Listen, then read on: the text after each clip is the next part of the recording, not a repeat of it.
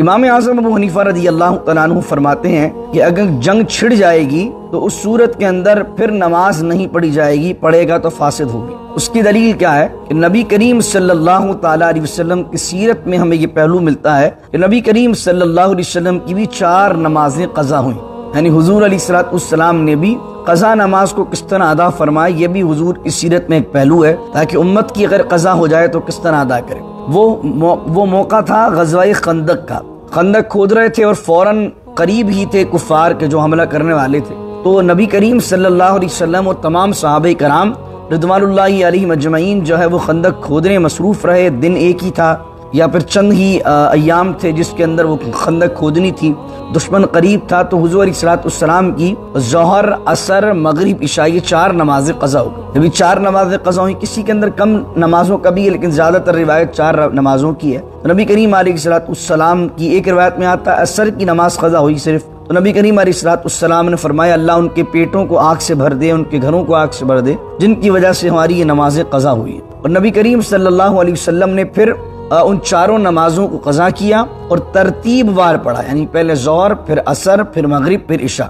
تو حضور علیہ السلام نے بھی حالت جنگ کے اندر نماز جو ہے وہ قضا ہوئی حضور علیہ السلام کی۔ امام اعظم اس حدیث سے دلیل یہ لیتے ہیں کہ اگر جنگ شروع ہو جائے تو پھر اس صورت کے اندر نماز قضا کی جائے گی، نہ کہ تلوار لے کر نماز پڑھی جائے گی۔ نبی کریم علیہ السلام نے ترتیب وار پڑھی، تو اس سے ایک مسئلہ یہ بھی یاد رکھ لیجیے، رتم باللسانی یفقہوا قولی اللہم صلی علی سیدنا ومولانا محمد معدن الجود والکرم وآلہ وصحبہ وبارک وسلم فإذا قضيتم الصلاة فاذكروا الله قياما وقعودا وعلى جنوبكم فإذا اطمأننتم فأقيموا الصلاة إن الصلاة كانت على المؤمنين كتابا موقوتا صدق اللہ مولانا العظیم۔ سورہ نساء کی آیت نمبر 103 ہے اور اس کے رکوع نمبر 5ویں سپارے کا 12واں رکوع ہے۔ کل ہم نے نماز قصر کے متعلق گفتگو کی تھی اور صلاۃ الخوف، خوف کے عالم میں کس طرح نماز پڑھی جائے گی اس کے متعلق گفتگو کی تھی۔ تو ایک گروپ میں ہمارے سوال آیا تھا کہ مغرب میں اور فجر کی نمازوں میں قصر کیسے کریں گے؟ تو جو 4 رکعت والی نماز ہے اس کو 2 پڑھیں گے، لیکن جو آلریڈی 2 ہے وہ 1 نہیں پڑھی جائے گی، وہ 2 ہی پڑھی جائیں گی۔ اس کے علاوہ جو 3 رکعت مغرب کی پڑھتے ہیں تو مغرب کی بھی آدھی کریں گے تو 1.5 ہوگی اور 1.5 رکعت پڑھی نہیں جا سکتی، تو مغرب کی بھی 3 ہی پڑھیں گے، باقی جتنی بھی رکعت کی 4 والی نمازیں ہیں ان سب کو آدھا آدھا کر دیں گے۔ پھر صلاۃ الخوف کی بات ہوئی تھی کہ اگر خوف ہو، ابھی جنگ شروع نہ ہو، تو لڑائی کے پہلے نماز کیسے پڑھنی ہے اس کا ذکر میں نے کل کر دیا، لیکن امام شافعی رحمۃ اللہ علیہ فرماتے ہیں کہ حالت جنگ میں بھی جب تلواریں چل رہی ہوں اس وقت بھی تلوار چلاتے چلاتے بھی آپ کو جو ہے وہ نماز پڑھنی ہے، لیکن امام اعظم ابو حنیفہ رضی اللہ تعالیٰ عنہ فرماتے ہیں کہ جب جنگ کا میدان چھڑ جائے تو اب اگر لڑائی کے وقت کوئی اشارے سے نماز پڑھے گا اور تلوار بھی چلاتا رہے گا تو نماز اس کی فاسد ہو جائے گی۔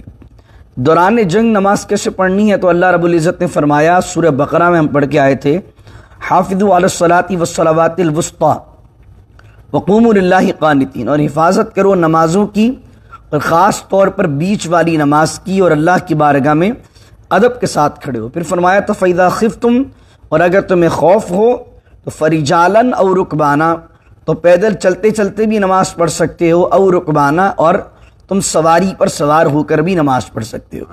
یہ کب تھا کہ اگر تم جنگ کے لیے جا رہے ہو اور دشمن کا تمہیں خوف ہے تو پیدل چلتے چلتے تلوار کو پکڑے پکڑے اشارے سے نماز پڑھ لو، یا پھر تم جو ہے سواری پر سوار ہوتے ہوتے خوف کے عالم میں نماز پڑھتے ہو۔ پھر اللہ نے فرمایا فَإِذَا أَمِنْتُمْ، لیکن جب تم حالت امن میں آ جاؤ تو فَاذْكُرُوا اللَّهَ، اللہ کا ذکر کرو، كَمَا عَلَّمَكُمْ مَا لَمْ تَكُونُوا تَعْلَمُونَ، جیسا کہ اللہ تعالیٰ نے تمہیں اپنا ذکر کرنا سکھایا ہے اور اس سے پہلے تم نہیں جانتے تھے۔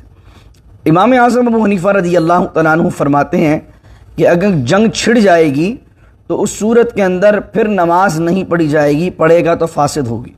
اس کی دلیل کیا ہے کہ نبی کریم صلی اللہ تعالیٰ علیہ وسلم کی سیرت میں ہمیں یہ پہلو ملتا ہے کہ نبی کریم صلی اللہ علیہ وسلم کی بھی 4 نمازیں قضا ہوئیں، یعنی حضور علیہ السلام نے بھی قضا نماز کو کس طرح ادا فرمائی، یہ بھی حضور کی سیرت میں ایک پہلو ہے تاکہ امت کی اگر قضا ہو جائے تو کس طرح ادا کرے۔ وہ موقع تھا غزوہ خندق کا۔ خندق کھود رہے تھے اور فوراً قریب ہی تھے کفار کے جو حملہ کرنے والے تھے، تو نبی کریم صلی اللہ علیہ وسلم اور تمام صحابہ کرام رضوان اللہ علیہم اجمعین جو ہے وہ خندق کھودنے مصروف رہے۔ دن ایک ہی تھا یا پھر چند ہی ایام تھے جس کے اندر وہ خندق کھودنی تھی، دشمن قریب تھا، تو حضور علیہ الصلوۃ والسلام کی ظہر، عصر، مغرب، عشاء یہ 4 نمازیں قضا ہو گئیں۔ جب یہ 4 نمازیں قضا ہوئی، کسی کے اندر کم نمازوں کا بھی ہے لیکن زیادہ تر روایت 4 نمازوں کی ہے، تو نبی کریم علیہ الصلوۃ والسلام کی ایک روایت میں آتا ہے عصر کی نماز قضا ہوئی صرف، تو نبی کریم علیہ الصلوۃ والسلام نے فرمایا اللہ ان کے پیٹوں کو آگ سے بھر دے، ان کے گھروں کو آگ سے بھر دے جن کی وجہ سے ہماری یہ نمازیں قضا ہوئی ہیں۔ اور نبی کریم صلی اللہ علیہ وسلم نے پھر ان 4 نمازوں کو قضا کیا اور ترتیب وار پڑھا، یعنی پہلے ظہر، پھر عصر، پھر مغرب، پھر عشاء۔ تو حضور علیہ الصلوۃ والسلام نے بھی حالت جنگ کے اندر نماز جو ہے وہ قضا ہوئی۔ حضور علیہ الصلوۃ والسلام امام اعظم اس حدیث سے دلیل یہ لیتے ہیں کہ اگر جنگ شروع ہو جائے تو پھر اس صورت کے اندر نماز قضا کی جائے گی، نہ کہ تلوار لے کر نماز پڑھی جائے گی۔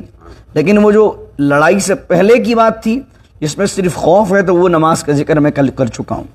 نبی کریم علیہ الصلوۃ والسلام نے ترتیب وار پڑھی، تو اس سے ایک مسئلہ یہ بھی یاد رکھ لیجئے، ایک آدمی وہ ہے کہ جس کی ظہر قضا ہو گئی اور عصر کا وقت شروع ہو گیا، ایک آدمی وہ ہے جس نے مغرب نہیں پڑھی اور عشاء کا وقت شروع ہو گیا۔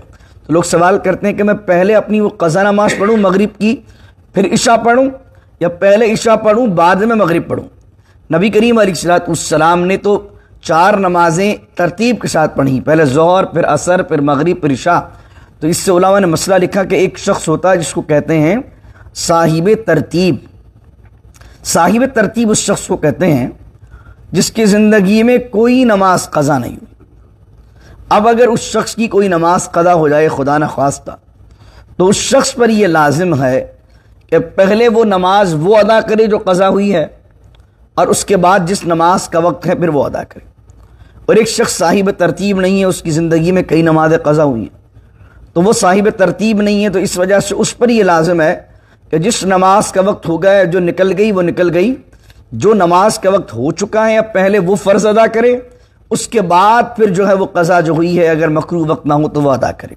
تو نبی کریم صلی اللہ تعالیٰ علیہ وسلم نے وہ جو 4 نمازوں میں ترتیب کے ساتھ کیا، وہ اس لیے کیا کہ حضور علیہ الصلوۃ والسلام کی اس سے پہلے کوئی نماز قضا نہیں ہوئی تھی، تو حضور علیہ الصلوۃ والسلام اس لحاظ سے صاحب ترتیب ہیں۔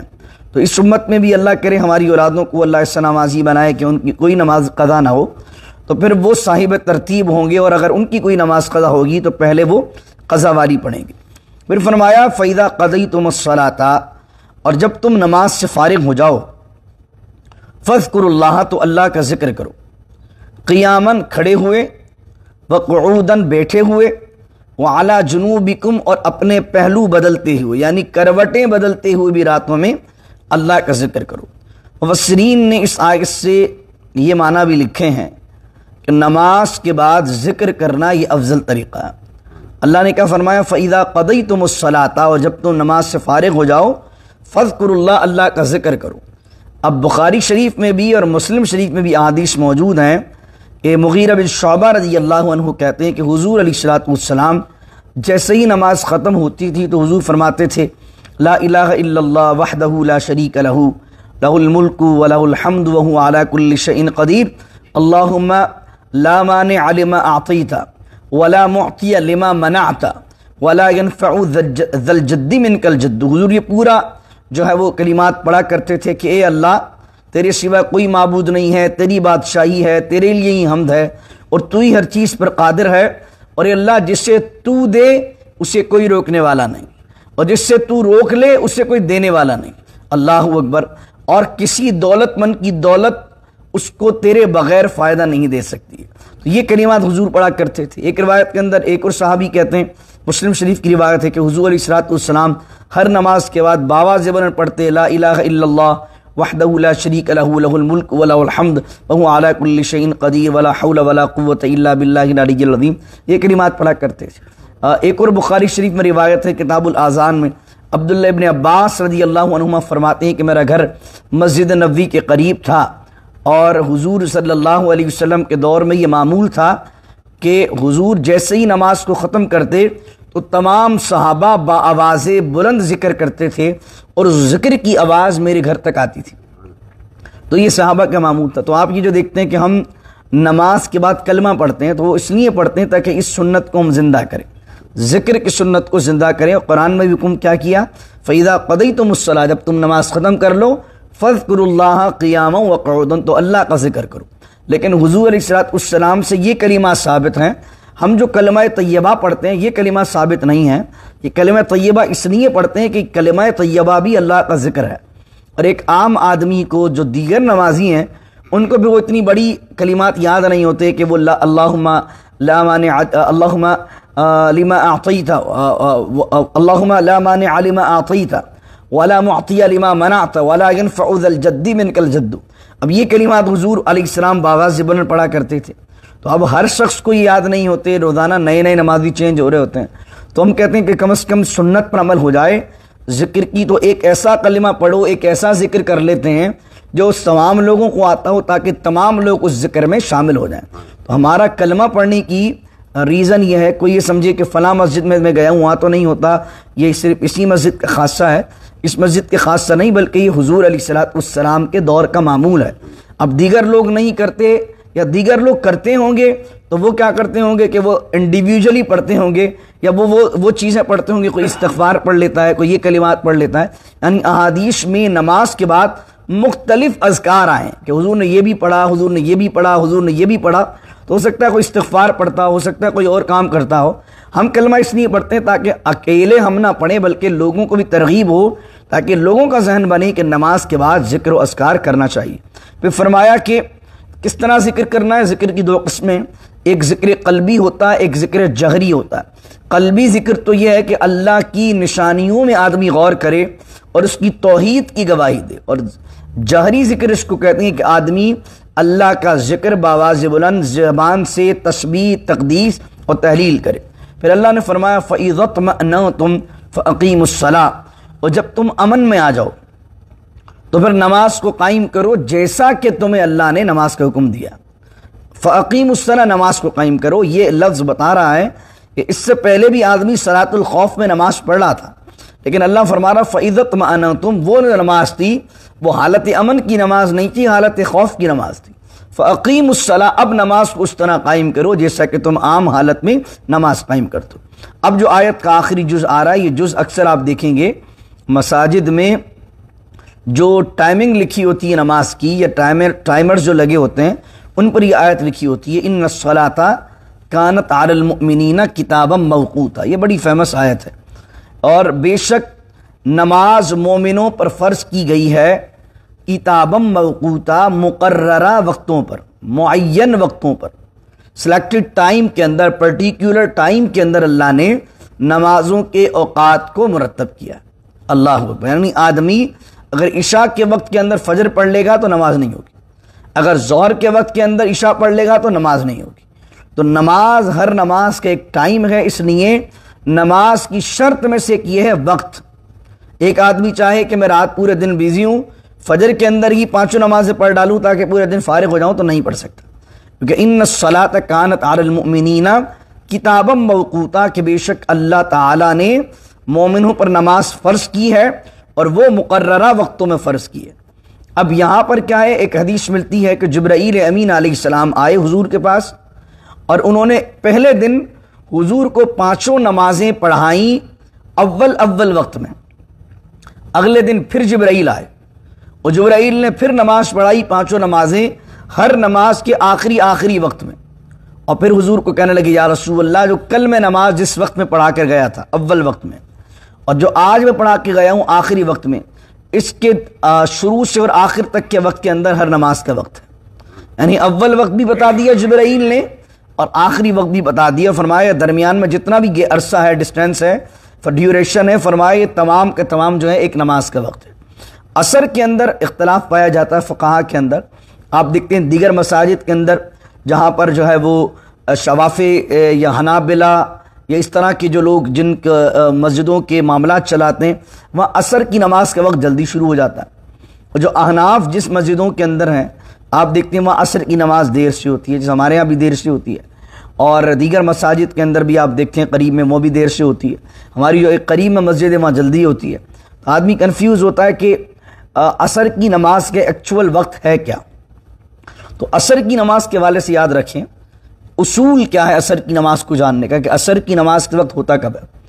عصر کی نماز کے وقت جو زیادہ تر روایات آتی ہیں ان روایات سے یہ ثابت ہے کہ جب آدمی کا جو سایہ ہے، یعنی دوپہر میں جو سایہ ہوتا ہے شیڈو، جب آدمی کا سایہ اس کے اپنے جسم کے مطابق ہو جائے، اتنا بڑا ہو جائے، تو عصر کا وقت شروع ہو جاتا ہے.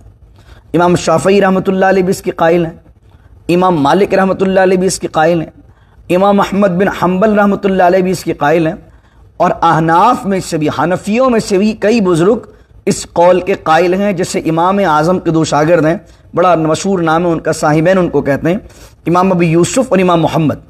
یہ دونوں کے دونوں اس بات کے قائل ہیں کہ عصر کی نماز کا جو وقت شروع ہوتا ہے وہ کب شروع ہوتا ہے؟ جب آدمی کا سایہ اس کے قد کے برابر ہو جائے. امام اعظم ابو حنیفہ رضی اللہ تعالیٰ عنہ اور اکثر ائمہ جس پر فتویٰ دیا جاتا ہے، یعنی میجورٹی آف احناف اسکالرز جو کہتے ہیں وہ یہ کہتے ہیں عصر کا وقت جب شروع ہوتا ہے جب انسان کا سایہ اس کے قد کے 2 مثل ہو جائے. یعنی لمبے لمبے سائے نہیں ہو جاتے، آپ دیکھتے ہیں کہ بندہ اتنا بڑا ہے، درخت اتنے بڑے بڑے ہو گئے، تو آدمی کی جتنی ہائٹ ہے یا آدمی کا جتنا وجود ہے یا ہر چیز کا سایہ اس کے 2 مثل ہو جائے، یعنی اس کے ڈبل ہو جائے. تو ڈبل ہو جائے تو حنفی کہتے ہیں عصر کا وقت شروع ہوتا ہے. اور باقی لوگ کیا کہتے ہیں؟ جب ایک سایہ برابر ہو جائے، ایک مثل ہو جائے تو عصر کا وقت شروع ہوتا ہے. تو اس لیے امام اعظم رضی اللہ عنہ کا طریقہ کیا ہے کہ امام اعظم ابو حنیفہ دلائل دیتے ہیں، احادیث وہ طویل گفتگو ہو جائے گی، لیکن میں نے دونوں مسئلے آپ کو سمجھا دیے. امام اعظم کا انداز کیا ہے کہ امام اعظم عبادت کے اندر احتیاط کو لیتے ہیں. وہ کہتے ہیں کہ اگر عصر کا وقت 2 مثل پر شروع ہو رہا ہے اور 1 مثل والوں نے پہلے پڑھ لی تو احتیاط یہ کہ بھائی 2 پر پڑھ لو، تاکہ جو پہلے مثل والے لوگ ہیں ان کے نزدیک بھی اثر ہو جائے گی اور ہمارے نزدیک بھی اثر ہو جائے گی. تو احتیاط یہ کہ پھر دیر سے ہی پڑھ لو تاکہ عصر کا وقت جو بھی ہے اختلاف کے معاملات کے بعد بھی تمام لوگوں کی اثر ہو جائے. لیکن اگر کوئی شخص قریب میں کوئی مسجد نہیں ہے، اگر کوئی حنفی بندہ بھی ہے اور وہ کسی مجبوری کے تحت عصر کی نماز پڑھ لیتا ہے اول وقت میں، یعنی کہ عصر کی نماز پڑھ لیتا ہے ایسے وقت کے اندر کہ جو شافعی مسلک یا حنابلہ یا مالکیہ کے نزدیک ہے کہ سایہ 1 مثل کے برابر، تو اگر کوئی حنفی شخص بھی پڑھ لیتا ہے تو اس کی عصر کی نماز ہو جائے گی. یہ کوئی ایسا مسئلہ نہیں ہے کہ جس مسئلے پر آپ جو ہے وہ بحث و مباحثہ کریں، اس مسئلے پر جو ہے وہ فرقوں پر بحث کرنا شروع ہو جائیں. ایک بہت عام سا مسئلہ ہے اور حنفی بزرگ بھی اس قول کے قائل ہیں کہ 1 مثل پر بھی ہو جاتی ہے، لیکن بہتر یہ ہے کہ آدمی جو ہے 2 مثل پر ہی پڑھے نماز. لیکن اگر بعض اوقات کیا ہوتا ہے کہ آدمی سفر میں ہے، فیملی کے ساتھ گیا ہوا ہے، اس کو معلوم ہے کہ اگر جیسے اکثر ہم نے یہاں دیکھا ہے، فروغ سوال کرتے ہیں کہ بندہ اپنے فیملی کے ساتھ گھومنے پھرنے گیا تو اگر کسی پارک میں جائے گا تو وہاں ہو سکتا ہے نماز کا وقت نہ ملے، اور ابھی نماز جو ہے وہ اس کو پتہ ہے کہ میں گیا تو نماز قضا ہونی ہے، اور ابھی جو ہے وہ ظہر کا وقت اختتام پر ہے اور عصر کا اول وقت شروع ہونے والا ہے جس کو مثل اول شوافع کہتے ہیں. تو آدمی اس سے بہتر ہے کہ نماز قضا کرے. اس سے بہتر یہ ہے کہ آدمی مثل اول کے اندر ایسی مجبوری کی کنڈیشن کے اندر مثل اول میں بھی نماز پڑھ سکتا ہے. یہ آدمی ایسے علاقے میں پورے شہر کے اندر حنفیوں کے جو مطابق جو عصر کی نماز کا وقت ہے وہ ہوتی نہیں ہے. جیسے عرب ہے، دبئی سے لوگ سوال کرتے ہیں کہ وہاں عصر تمام مسجدوں میں اول وقت میں ہوتی ہے.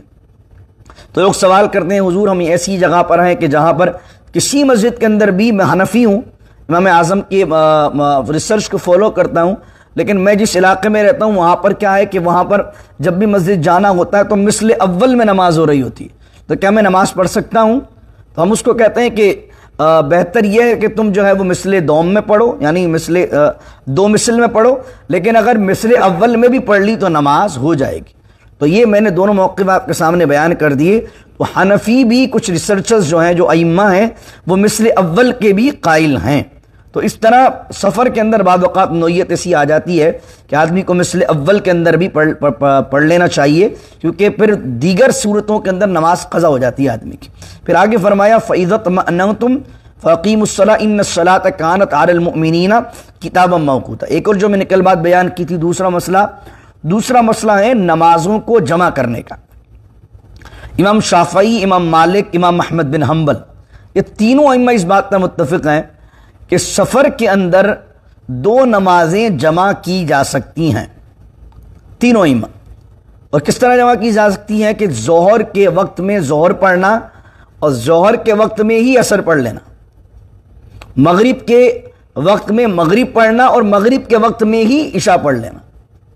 یا پہ یہ تو ہو گئی پہلی والی نماز نے مرج کر دیا دوسری کو، اور وہ اس بات کے بھی قائل ہیں کہ عصر تک لے گئے وقت، عصر کے اندر ہی عصر پڑھنا اور پھر ظہر میں بھی اس میں پڑھ لینا، اور مغرب کے وقت کو لے گئے عشاء کے اندر اور عشاء بھی پڑھنا اور پھر اسی وقت مغرب پڑھ لینا۔ یہ سفر کے اندر کرنا امام شافعی، امام مالک اور امام احمد بن حنبل کے نزدیک سفر میں جائز ہے، بارش کے اوقات میں جائز ہے۔ لیکن احناف کیا کہتے ہیں؟ احناف یہ کہتے ہیں دیکھو یہ قرآن کی یہ آیت بتا رہی ہے کہ نمازوں کو اس کے وقت پر پڑھا جائے گا، دو نمازوں کو یعنی ایک نماز کے وقت کے اندر دوسری نماز کو ایڈ نہیں کیا جائے گا۔ حنفیوں کے پاس دلیل کیا ہے؟ وہ کہتے ہیں دیکھو ان الصلاۃ کانت علی المؤمنین کتابا موقوتا، اللہ کہہ رہا ہے کہ بے شک اللہ نے مومنوں پر نماز فرض کی ہے اپنے اپنے مقرر کردہ اوقات پر، یعنی ظہر کا ایک وقت ہے، عصر کا ایک وقت ہے، تو کسی اور وقت میں کوئی اور نماز ادا نہیں ہو سکتی۔ پھر سوال یہ پیدا ہوتا ہے کہ پھر وہ بخاری مسلم کی وہ روایات جس کے اندر یہ بات ثابت ہوتی ہے کہ حضور علیہ الصلوۃ والسلام نے نمازوں کو جمع کیا ہے، پھر اس کا کیا؟ تو ہم بتاتے ہیں کہ پھر جمع کی دو قسمیں ہوتی ہیں، ایک ہوتی ہے جمع حقیقی، ایک ہوتی ہے جمع صوری۔ حقیقی کے اوریجنل طور پر جمع ہو رہی ہیں، ظہر کا وقت ہے، عصر پڑھ لیا آپ نے، یعنی 1:30 بجے آپ نے ظہر بھی پڑھ لی اور 1:45 بجے آپ نے عصر بھی پڑھ لی۔ عشاء کا وقت ہے، آپ نے مغرب پڑھی، فار ایگزامپل ابھی مغرب ہو رہی ہے 8:10 پر، آپ مغرب پڑھی 8:10 پر، ابھی آپ نے مغرب پڑھی تھی کہ آپ نے 8:30 بجے عشاء بھی پڑھ لی، یہ ہے حقیقی جمع۔ حنفی کہتے ہیں یہ جائز نہیں ہے، کیونکہ قرآن کی آیت کہہ رہی ہے کہ ہر نماز کے ایک الگ الگ اوقات ہیں۔ فرمایا جمع کس طرح ہو سکتا ہے؟ جمع اس طرح ہو سکتا ہے حنفیوں کے نزدیک کہ جمع تو ہوگا لیکن سوری ہوگا، صورتاً یعنی دکھنے میں جمع لگے گا لیکن ہوگی اپنے اپنے وقت پر۔ کس طریقے سے؟ کہ جیسے ظہر کا وقت ختم ہو رہا ہے 4 بجے اور عصر کا وقت شروع ہو رہا ہے 4:01 پہ، تو آدمی اگر سفر کے اندر ہے یا بیمار ہے یا کوئی ایسی کنڈیشن ہے کہ الگ الگ اوقات میں اٹھ نہیں سکتا، یا ایک دفعہ وضو بنائے گا اگلی دفعہ وضو بنانے پریشانی ہوگی، اس طرح بوڑھوں کے ساتھ یہ معاملہ ہوتا ہے، تو ایسی صورت میں اس طرح نماز پڑھے کہ ظہر کو لے جائے بالکل آخر میں، یعنی 4 بجے ختم ہو رہا ہے وقت تو کھڑا ہو جائے 3:45 بجے پڑھنا، یعنی 3:45 پہ پڑھنا شروع ہو جائے ظہر۔ اب 15 منٹ کے اندر ظہر مکمل کرے گا، 2 منٹ بچے ہوں گے مصلی پر ہی بیٹھا رہے، اور جیسا ہی 4:01 ہوگا اب شروع ہو جائے اول وقت میں عصر پڑھنا، تو کیا ہوگا؟ دکھنے میں کوئی بندہ اس کو دیکھے گا تو دیکھ کر کیا کہے گا کہ یار اس نے ظہر بھی پڑھی ہے اور ایک ہی وقت میں عصر پڑھ لی۔ دکھنے میں صورتاً تو جمع ہوگی لیکن حقیقتاً جمع نہیں ہوگی۔ اس طرح مغرب میں بھی کر سکتا ہے، جیسے سفر کے اندر ہے، ٹریول کر رہا ہے، بار بار گاڑی نہیں روک سکتا ہے، یا پھر ایسے لوگوں کے ساتھ ہے کہ جہاں پر گاڑی روکنا مشکل ہے یا حالات ایسے ہیں، تو آدمی کیا کرے گا؟ مغرب کو بالکل اس کے آخری وقت میں لے جائے گا اور عشاء کا اول وقت ہوگا تو مغرب کو بالکل اس کے آخری وقت میں پڑے گا اور عشاء کو اس کے اول وقت میں پڑے گا، یہ ہوگا صورتاً جمع۔ یہ کیا ہوگا؟ دکھنے میں جمع ہے تو اس کو کہیں گے جمع سوری۔ احناف کہتے ہیں یہ جمع جائز ہے۔ تو اس میں کیا ہو رہا ہے؟ اس میں 5 نمازیں اپنے اپنے اوقات پر ہی ہو رہی ہیں، ظہر ظہر میں ہو رہی ہے، عصر عصر میں ہو رہی ہے، لیکن عصر اور مغرب کو قریب نہیں لے کے آ سکتے۔ اس کی ریزن کیا ہے کہ پھر احادیث میں عصر کو تاخیر سے پڑھنے میں دیکھیں سورج غروب ہونے والا ہو پھر وہ مکروہ وقت قرار دیا ہے، اور سورج غروب ہونے والا ہو یعنی 20 منٹ بچے ہوں یا 20 منٹ سے پہلے کی بات ہے، تو فرمایا پھر اس کو منافق کی نماز قرار دیا گیا، یعنی مکروہ وقت میں پڑھنے کو۔ تو عصر اور مغرب کو جمع نہیں کر سکتے، ظہر اور عصر کو ملائیں گے اور مغرب اور عشاء کو ملا سکتے ہیں۔ یہ دو نمازیں صورتاً جمع کی جا سکتی ہیں، لیکن مزدلفہ کے اندر جو آپ کرتے ہیں مغرب اور عشاء ملاتے ہیں، وہ حضور علیہ الصلوۃ والسلام کے تواتر سے یعنی مستقل عمل سے اور امت کے مستقل عمل سے تواتر سے ثابت ہے، تو وہاں پر مغرب کے وقت میں عشاء ملا سکتے ہیں اور عشاء کے وقت میں مغرب ملا سکتے ہیں، تو وہاں یہ چیز جائز ہے، لیکن عام حالات میں یہ چیز جائز نہیں۔ لیکن بخاری کی روایت آج کل پیش کی جاتی ہے، چند کلپس بھی آج کل سننے میں آتے ہیں کہ عبداللہ بن عباس رضی اللہ تعالی عنہما بیان کرتے ہیں، کہتے ہیں نبی کریم علیہ السلام نے بغیر کسی بارش کے، بغیر کسی سفر کے مدینۃ المنورہ میں 2 نمازوں کو جمع فرمایا۔ اور نبی کریم علیہ الصلوۃ والسلام سے جب سوال کیا گیا تو حضور صلی اللہ علیہ وسلم نے ارشاد فرمایا کہ میں نے یہ کام اس لیے کیا تاکہ امت دشواری میں نہ آئے۔ تو اس روایت کو بیان کر کے کچھ لوگ کہتے ہیں کہ عام حالات میں بھی، سفر بھی نہ ہو، عام حالات میں بھی ایک وقت میں 2 نمازوں کو پڑھنا جائز ہوتا ہے۔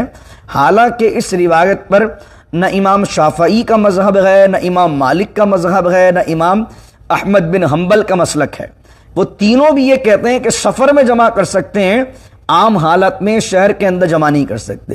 لیکن اس روایت کو بنیاد بنا کر کچھ آج کل یوٹیوب پر کلپس آتے ہیں جو کہتے ہیں کہ جمع کرنا جائز ہے۔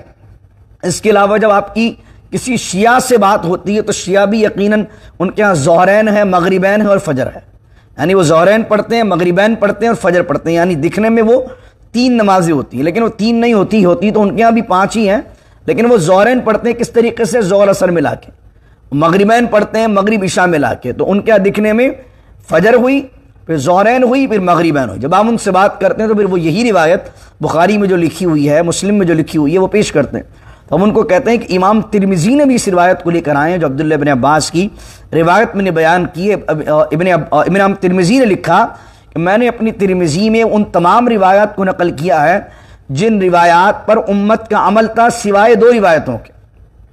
وہ 2 روایتیں کون سی ہیں؟ ایک روایت میں ترمذی میں لے کر آیا ہوں جس میں یہ ہے کہ ابن عباس نے فرمایا کہ حضور نے بغیر کسی عذر کے، بغیر کسی بارش کے، بغیر کسی سفر کے 2 نمازوں کو جمع کیا۔ فرمایا یہ روایت میں نے ترمذی میں لکھی ہوئی تو ہے لیکن امت کا اس پر عمل نہیں ہے۔ امام ترمذی نے لکھا حالانکہ میں تمام روایات وہ لے کے آیا ہوں جس پر عبادت میں امت کا عمل ہے۔ اور ایک روایت شراب کے متعلق ہے کہ 3 مرتبہ حد لگاؤ اور 4تھی مرتبہ شرابی کو قتل کر دو، کہ یہ روایت بھی میں نے ترمذی میں لکھی ہے۔ ان 2 روایتوں پر امت کا عمل نہیں ہے، امت کا باقی تمام روایتوں پر عمل ہے۔ تو امام ترمذی کی وضاحت یہ بتا رہی ہے کہ ابن عباس رضی اللہ تعالی عنہما کی اس روایت پر کسی نے بھی فتویٰ نہیں دیا۔ اور عبداللہ بن عمر رضی اللہ تعالیٰ عنہ کی روایت جو غالباً 590 سنن نسائی میں ملتی ہے کہ حضور نے مدینے میں بھی کس طرح جمع کیا۔ عبداللہ بن عمر وضاحت کرتے ہیں ابن عباس کی اس روایت کی کہ امت کے لیے حضور نے آسانی کیا کی۔ عبداللہ بن عمر کہتے ہیں کہ میں نے حضور کے ساتھ نماز پڑھی تو حضور نے مدینے میں اس طرح نماز پڑھائی کہ ظہر کو بالکل آخری وقت میں پڑھا اور عصر کو اول وقت میں پڑھا، اور مغرب کو بالکل آخری وقت میں پڑھا، عشاء کو اس کے اول وقت میں پڑھا۔ تو دکھنے میں وہ دونوں جمع تھی اور ویسے دونوں الگ الگ تھی۔ تو ابن عباس کی روایت کے اندر آدھی بات بیان ہوئی تھی جس کو ایکسپلین عبداللہ ابن عمر رضی اللہ تعالی عنہما کی روایت نے کیا۔ تو احناف کے نزدیک یہ جائز نہیں ہے، احناف تو اس کو گناہ بھی لکھتے ہیں کہ اے بندہ ایک وقت میں دوسری نماز کو شامل کر دے۔ تو اس لیے جو حنفی ہیں اور یہ تمام دلائل جو بیان کر رہے ہیں قرآن کی حدیث کے، وہ یہ بیان کر رہے ہیں کہ اگر آپ کو کبھی سفر میں جمع بھی کرنا پڑے وہ آپ کیسے جمع کریں گے؟ حقیقی طور پر جمع نہیں کریں گے بلکہ جمع سوری کریں گے۔ یا کبھی بیمار ہیں آپ، جیسے ابھی کووڈ کے معاملات ہو گئے تھے، میں بیمار تھا تو ایسی کنڈیشن بھی تھی کہ 2-4 دن تک بستر سے اٹھا بھی نہیں جا رہا تھا۔ تو اس زمانے کے اندر ہم نے کیا کیا کہ پھر بار بار اٹھنا، وضو بنانا، تھوڑی سی کافی طبیعت ٹھیک نہیں تھی، تو اس صورت میں ہم نے کیا کیا کہ پھر میں ایک ہی وقت میں وضو بناتا اور ظہر کو بالکل اس کے آخری وقت میں پڑھتا اور مصلی پر بیٹھا رہتا، اور جیسی عصر کا اول وقت شروع ہوتا ویسی عصر پڑھ لیتے۔ تو ایک ہی مصلی پر بیٹھے بیٹھے ایک ہی وضو سے 2 نمازیں ہو جاتی، ایک ہی وقت کے اندر 2 نماز ہو جاتی ہیں۔ تو جو بزرگ ہیں یا جو بیمار آدمی ہے جو 5 وقت اٹھ نہیں پاتا یا پھر کوئی مسائل ہیں اس کے ساتھ، تو پھر وہ اس مجبوری کی کنڈیشن کے اندر جو ہے وہ 2 نمازوں کو جمع بھی کر سکتا ہے، یا پھر کہیں کام سے نکل رہے ہیں، آؤٹ آف ٹاؤن نکل رہے ہیں اور آدمی کو پتہ ہے جاؤں گا تو نماز قضا ہو سکتی ہے، تو نماز قضا نہ کیجئے، یہ عمل کر لیجئے تاکہ نماز قضا کرنے کا گناہ نہ ہو، بلکہ ایک اللہ نے، ایک شریعت نے سہولت دی ہے تو سہولت کو اختیار کریں، لیکن جمع حقیقی نہیں، جمع سوری کریں۔ آخری آیت پڑھتے ہیں، وَلَا تَهِنُوا فِي ابْتِغَاءِ الْقَوْمِ، اور سستی نہ دکھاؤ کافر قوم کو تلاش کرنے میں۔ یہاں پر کیا بیان کیا گیا کہ احد کے اندر جب ابو سفیان اور دیگر کا قافلہ مسلمانوں کو نقصان پہنچا کر گیا تو حضور علیہ السلام نے کچھ لوگوں کو کہا کہ ان کا تعاقب کریں، ان کا پیچھا کریں۔ تو یہاں مسلمان زخمی ہو گئے تھے تو کچھ سستی دکھانے لگے، تو اللہ نے فرمایا وَلَا تَهِنُوا فِي ابْتِغَاءِ الْقَوْمِ، اور سستی نہ دکھاؤ ان کے پیچھے جانے میں، ان تکونوا تعلمون، اور اگر تم زخمی ہوئے ہو، اگر تمہیں درد پہنچا ہے، فإنہم یعلمون کما تعلمون، تو انہیں بھی تکلیف پہنچی ہے جیسے تمہیں تکلیف پہنچی۔ یعنی اللہ نے مسلمانوں کو حوصلہ دیا ہے، ایسا نہیں ہے کہ صرف تم نے مار کھائی ہے، ایسا نہیں کہ صرف تم ہی زخمی ہوئے ہو، تم نے بھی انہیں زخمی کیا، وہ بھی زخمی ہیں۔ اور پھر آگے مسلمانوں کی فضیلت بیان کی، لیکن وَتَرْجُونَ مِنَ اللَّهِ مَا لَا يَرْجُونَ، تم نے زخم کھائے ہیں تو اس زخم پہ تمہیں امید ہے اللہ سے اجر کی، کہ میں نے جتنی تلواریں کھائی ہیں، میں نے جتنے نیزے کھائے ہیں، میں نے جتنے تیر کھائے ہیں، اللہ سے امید تم نے کیا رکھی ہوئی ہے؟ وَتَرْجُونَ مِنَ اللَّهِ، اللہ سے تمہیں امید ہے کہ ہر وار کے بدلے، ہر قدم کے بدلے اللہ تمہیں اجر دے گا۔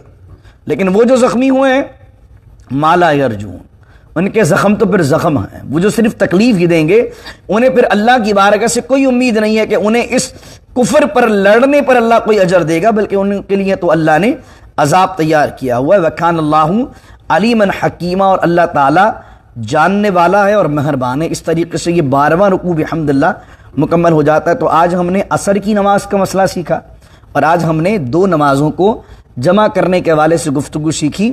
تو رافضیوں میں، شیعوں میں کیا ہے؟ شیعوں میں آج بھی ایسے علماء موجود ہیں، جیسے لاہور کے اندر عروۃ الوثقیٰ کے نام سے شیعوں کا ایک ادارہ ہے، اس کو جو صاحب چلاتے ہیں، جن کا نام ہے آغا جواد نقوی، وہ جواد نقوی صاحب آج یہ بات کہتے ہیں کہ بھائی 5 نمازوں کا وقت وہی وقت ہے جو اہل سنت کے یہاں معمول ہے، یعنی ظہر کے وقت میں، عصر کے وقت میں، اور کہا وہ جو شوافع اور مالکیہ اور حنابلہ کے یہاں ہے، سفر کے اندر صرف 2 نمازوں کو جمع کرنا تھا، وہ رافضی اور شیعوں نے عام حالات میں بھی اس کو کر دیا اور اس کو مستقل کر دیا۔ یعنی جو چیز مجبوری میں کبھی کبھی کرنی تھی، انہوں نے اپنی زندگی میں روزانہ ہی کر دیا کہ فجر پڑھیں گے، ظہرین پڑھیں گے، عصر پڑھیں گے۔ اور خود شیعوں کے عالم یہ کہتے ہیں کہ مستحب یہ ہے، بہتر یہ ہے کہ نمازوں کو الگ ہی پڑھا جائے۔ دعا کیجئے اللہ رب العزت سے اللہ تعالیٰ عمل کی توفیق عطا فرمائے۔ بسم اللہ الرحمن الرحیم، الحمدللہ رب العالمین، والصلاة والسلام على اشرف الانبیاء والمرسلین، ربنا ظلمنا انفسنا وان لم تغفر لنا وترحمنا لنكونن من الخاسرین، رب اجعل لي مقیم الصلاة ومن ذریتی ربنا وتقبل دعاء، ربنا اغفر لي ولوالدي وللمؤمنین یوم یقوم الحساب، ان اللہ وملائکتہ یصلون علی النبی یا ایہا الذین آمنوا صلوا علیہ وسلموا تسلیما، اللہم صل علی سیدنا ومولانا محمد معدن الجود والکرم وآلہ وصحبہ وبارک وسلم، سبحان ربک رب العزت عما یصفون، وسلام علی المرسلین، الحمد للہ رب العالمین، لا الہ الا اللہ محمد الرسول اللہ صلی